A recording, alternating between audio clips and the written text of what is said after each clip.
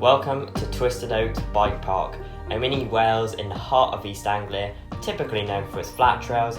However, Twisted Oaks have eliminated this issue with their absolutely great trails. Today, we are going to be giving you a tour of the place and going through just about everything they have to offer here, including suitability, progression, prices, and so on.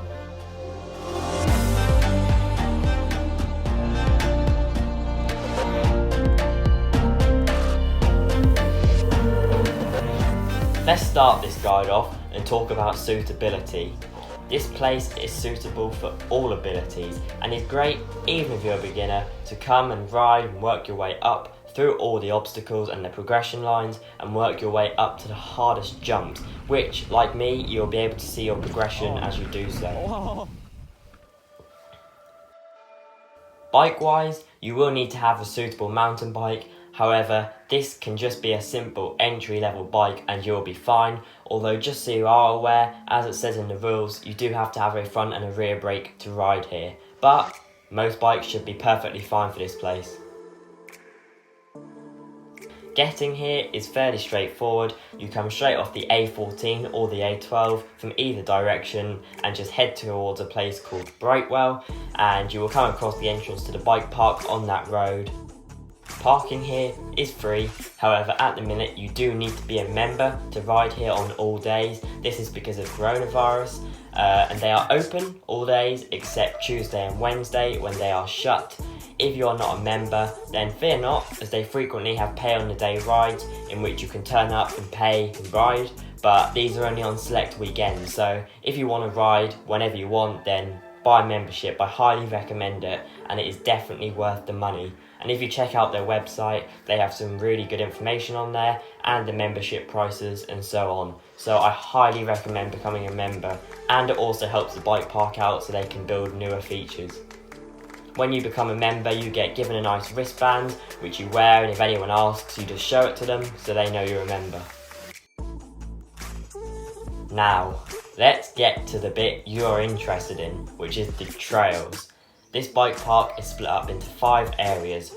Redwoods at the entrance, which has intermediate features, Blackwoods, which is the most advanced section here, a dual slalom between the two, the lower part, which hosts many parts of the XC trail with varying elevations, and finally the dirt jump section at the side, which is all open, so it's really hot on hot days, and it hosts drops, jumps, and an undergoing 4x track.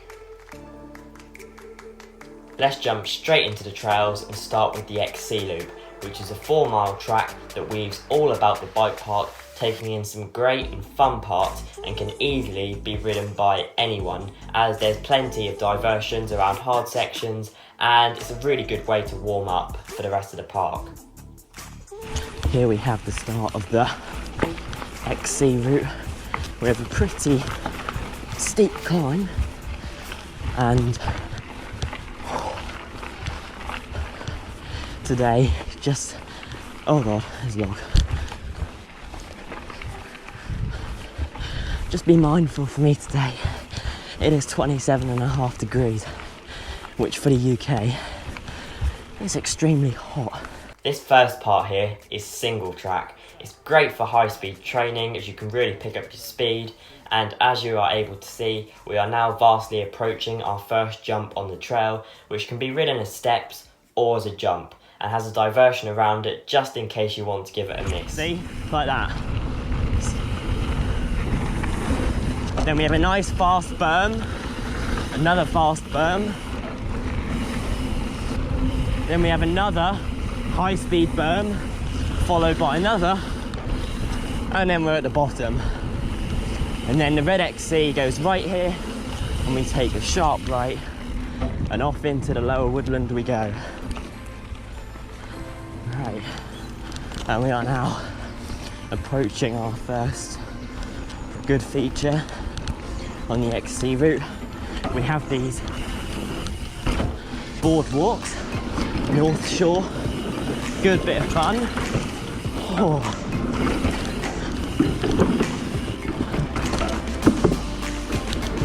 Then this one here can be ridden as a drop. The route then comes back out into the open again, and we go all the way up the hill we rode down a few minutes ago, and once we get to the top we do a hairpin turn and come all the way back down again. However, this time we come down some really high speed berms which are great fun, although not too good in the wind as the wind really pushes you back, but still they are great fun.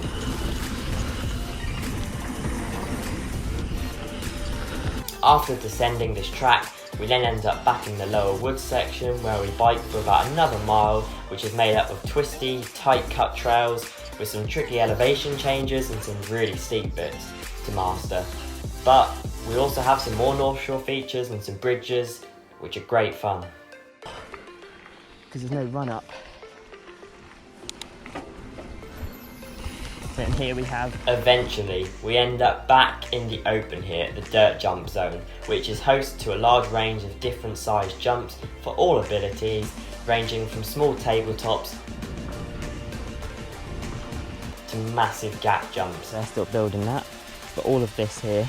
At the top of this section, we then have a highly popular progression part at Twisted Oaks, which is of course the progressive drops and gaps, which are a range of 4 drops and 4 gaps, with each one getting harder and bigger and taller, which is great for progression and to learn on, and it really helped me with my confidence to get better at doing drops.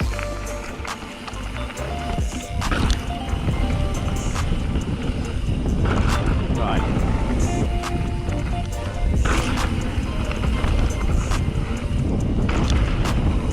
After following the XC route for a little bit more, we then arrive at Redwoods, which is a fun area full of North Shore skinnies, jumps, drops and progression lines which can easily be ridden by anyone, so I highly recommend starting in Redwoods for jumping and skills.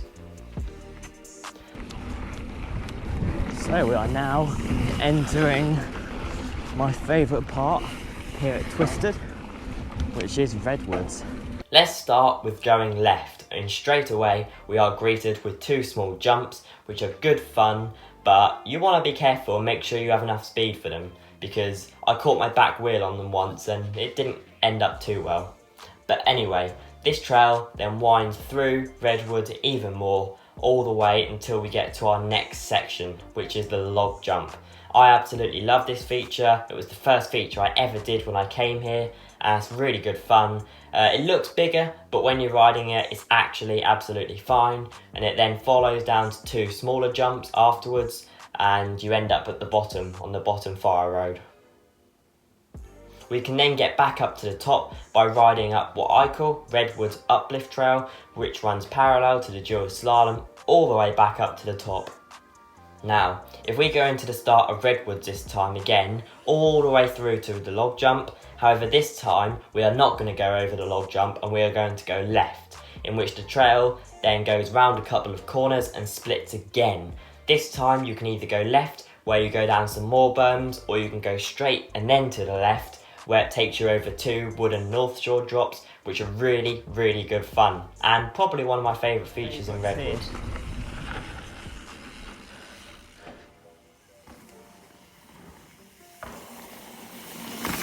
After going all the way back up to the top of Redwoods again, where we first enter it, and the trail splits, this time we are going to go right as opposed to going left. And we are now coming up to the new North Shore area, in which you can go left over the North Shore or right to the berms.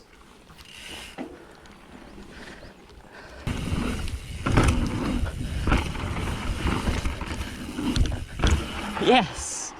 To jumps. They're not my strong point. Redwoods has 2 final features, which are the pro jump line and the progressive drop line, which both run from the top all the way down the steep hill to the car park. These are accessed from the sandy hill, which runs up to the top car park, which is the overfill. And these drops are great fun, really good for progression because each one gets bigger and bigger, so you can work your way down them. And I'm still yet to master the pro line because they're pretty big jumps.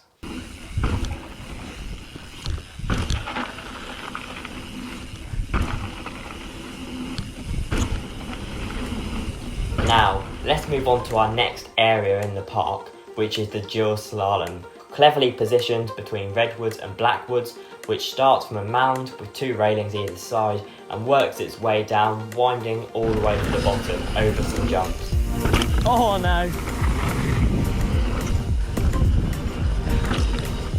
It is great fun and is accessible for all skill levels, as everything is completely rollable, or if you want to and you love it, then you can just go for it and clear everything, which I like to do, and it's really good fun. You can also pick up a lot of speed from it as well, so I highly recommend this as well, even if you're a beginner.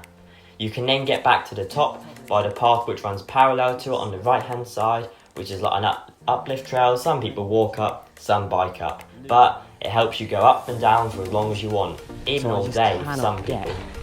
The speed that I need, really. Next to the dual slalom, we finally have Blackwoods, which is the pro section at Twisted Oaks.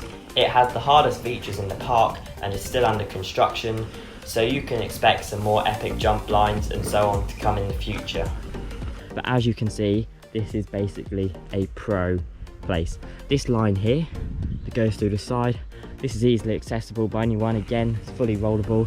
This is the line I like doing. Sometimes you can go off there, take that boardwalk jump. Okay, and they get progressively harder as you work your way through. So here we then have the gap jump. So this is the first gap line, where the gaps are sort of medium size. They get bigger as you go along. So this is the biggest gap on this line. Still quite big. And they all start from up the top there. And then we have the massive line, which is like the full-on pro line. But yeah, all downhill, straight down to there. Uplift is next to the dual slide.